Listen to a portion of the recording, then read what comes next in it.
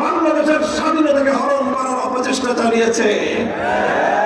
শেখ মুজিবুর রহমান সাহেব স্বাধীনতার পর সর্বপ্রথম বাংলাদেশে না এসে ভারতের প্রধানমন্ত্রী শ্রীমতী ইন্দিরা গান্ধীর কাছে গিয়ে ধর্ণা দিয়েছেন। আসার সময় ইন্দিরা গান্ধীর কাছ থেকে প্রেসক্রিপশন নিয়ে এসে ৭২ দিনে একটা সংবিধান প্রণয়ন করেছেন। সেই সংবিধানে ভারতীয় সংবিধানের মূলনীতিগুলোকে কপি করে এনে বাংলাদেশের সংবিধানে পেস্ট করে দিয়ে প্রকারান্তরে বাংলাদেশের স্বাধীনতার মহান মুক্তিযুদ্ধকে ভারত মাতার করন্তলে বলি দেওয়া হয়েছে। এক সাগর রক্তের বিনিময়ে মুক্তিযোদ্ধারা যেই বাংলাদেশ আমাদের কাছে উপহার দিয়ে গিয়েছিল, সেই স্বাধীনতার সুফল আমরা করে তুলতে ব্যর্থ হয়েছি।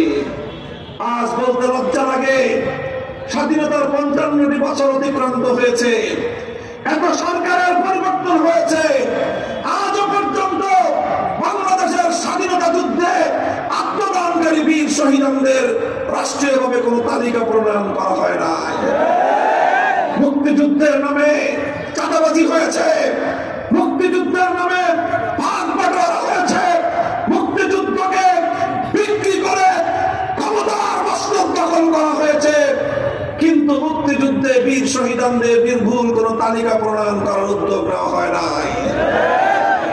সংগ্রামী সাথী ও বন্ধুগণ, এভাবে ৭২ থেকে ২০২৪ দীর্ঘ প্রায় ৫৪ বছর বাংলাদেশটাকে আরেক দেশের করদ রাজ্যে পরিণত করবার রাষ্ট্রীয় সাংবিধানিক যাবতীয় ব্যবস্থাপনা পরিচালিত হয়েছে।